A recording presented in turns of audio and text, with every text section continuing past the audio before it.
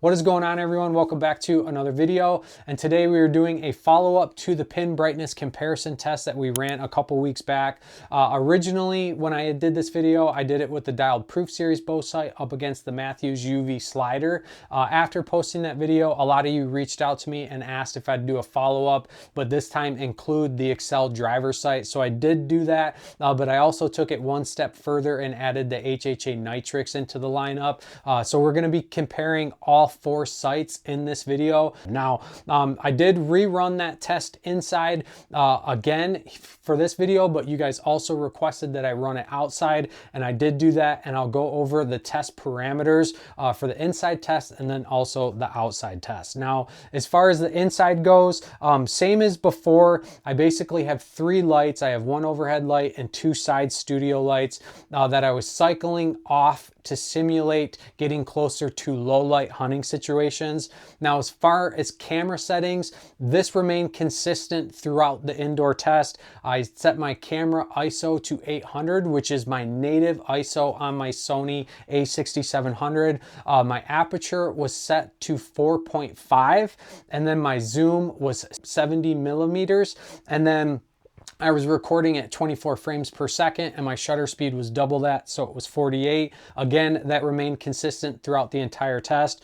One thing that I did do differently this time around is I left the scope housings on the mounting brackets, so no scope housing was removed for this test. I do feel like the UV had a slight advantage because of that. It wasn't getting any shadows, and I did a much better job at making sure that the scopes were lined up perfectly to the camera, or as perfectly as I could get it. Now, again, starting the test out, I had all 3 lights lit, and then I would shut the top light off, and then from there I would shut off one of the side lights, and then that's basically leaving 1 light lit, simulating that low light environment. And then when we talk about the outside test, this one was a little more difficult to achieve. I actually ran this 2 separate days, but played around with the camera settings to maintain its consistency for the test. Again, I didn't want to have any variables. Now, the test started at the start of sundown, which on this day it was 8:40, and technically here in Michigan we can hunt 30 minutes after sunset. So end of legal shooting light would have technically ended at 9:10, and basically what I did is every 10 minutes from 8:40 to 9:10 I ran a test where I recorded 30 seconds of each sight. Now, keep in mind that obviously I got 4 sights on the table, I got 1 camera, so the sight that I end with on each one of these tests, I did 5 total, is at a slight disadvantage because obviously it is gradually getting darker. So I did change up which sight I started with to give them each the advantage. Now, camera settings for the outdoor test, I left my ISO again at native, which was 800.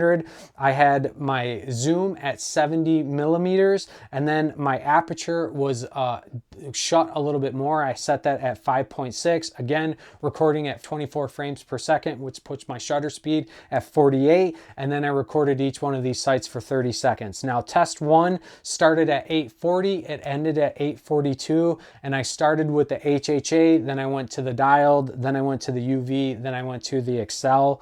Test 2 started at 8:50, ended at 8:52, and this time I started with the Axcel, then I went to the UV, then I went to dialed, then I went to HHA.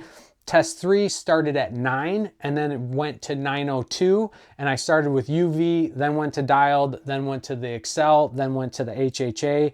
And then test 4, I started 2 minutes before the end of legal light. So the test started at 9:08, went to 9:10, and I started with the dialed, I went to the Axcel, the HHA, and then the UV. Now, obviously with test 4, it is extremely dark outside, and you could not even see the scopes in the frame of my camera or in my viewfinder. So I did rerun this test, but this time I opened my aperture as wide as it will go, which is f2.8. The rest of the camera settings remain the same, and I reran that test. That test again started at 9:10 and ended at 9:13, and this time I went UV, dialed, HHA, and Axcel. Now, Through this test, like I said, I'm not picking a clear winner. I'm just doing this to give you guys a general understanding of what you can expect with each one of these sights. Keep in mind, all of them, aside from the UV, offer a light kit as an accessory.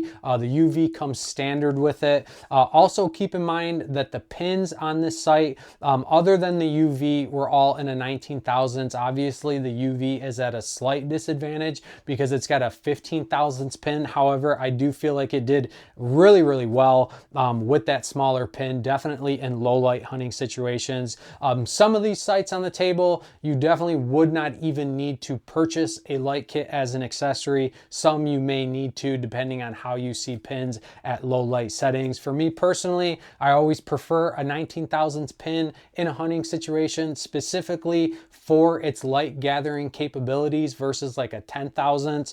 I would not run a 10 thousandths personally on any of the sites that I plan to hunt with. The HHA, the bottom pin, which would be, you know, there's 3 pins, 20, 30, 40. That 40 is a 10 thousandths pin, but again, I feel like it performed very well, especially in low light situations. But that's going to be it for this video. Again, I tried to make this as close as possible to remove as many variables as possible as I could on my side. I tried to do a very good job at making sure these scopes were aligned perfectly in the camera, so there wasn't any canting of the scope post or the pins at all. And like I said, I tried to do the best that I could to do this follow-up test. If you guys have any other questions, you know, you can leave me a comment below. Actually, comment below and let me know who you think is the clear winner. Any other questions, reach out to me directly on Instagram. I'm always happy to help. If you guys have not subscribed to the channel, please do so. Your guys' support greatly helps us out, keeps us doing what we're doing. And until next time, stay safe, stay healthy. We'll see you guys on the next one.